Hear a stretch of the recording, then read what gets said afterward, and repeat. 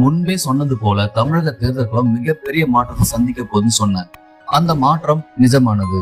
மிகப்பெரிய மூன்றாவது கட்சியாக உருவெடுத்திருக்கும் தமிழக வெற்றி கழகம், அதுவும் இரண்டு பெரும் கட்சிகளான டிஎம்கே ஏடிஎம்கே மாறி மாறி ஆண்டு வந்த நிலையில உருவாகி இருக்கிறது இன்றைய தமிழ்நாட்டில்.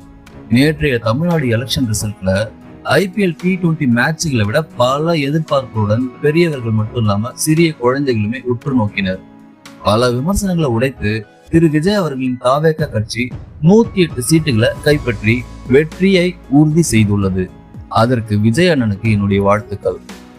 அவர் சிஎம் ஆக போறது உறுதி. ஆனா NTR MGR வரிசையில விஜய் அண்ணா வந்திருந்தாலும் விஜய் அண்ணா மேல மக்களும் மீடியாக்களும் அவர் மீது பல எதிர்பார்ப்பு வைத்திருக்கிறார்கள். இதில் முதல் தடையாக தனி பெரும்பான்மை நிரூபிச்சே ஆகணும். இப்ப தாவேக கையில 108 சீட் இருந்தாலும் பெரும்பான்மைக்கு தேவை 118 சீட். அப்போ விஜய் அண்ணா வரும் 2 வாரங்களில் பெரும்பான்மை நிரூபிப்பதுதான் முதல் சவாலே. இந்த மாற்றத்தை முன்னேற்றமாக மாற்றி இன்னும் பல தடைகளை உடைத்து இந்த 5 வருஷம் ஆட்சியில நீடிக்க வேண்டும். அது மட்டும் இல்லாம இதற்கிடையில தமிழக மொத்த கடன் சுமை குறைந்து மக்களின் வாழ்க்கை தரத்தை உயர்த்த வேண்டும். சட்ட ஒழுங்கு காப்பாற்றப்பட வேண்டும். ஊழல் இல்லாத தமிழக ஆட்சியாக அமைய வேண்டும். தமிழக இன்ஃப்ராஸ்ட்ரக்சர் உலக தரத்திற்கு மாற வேண்டும்.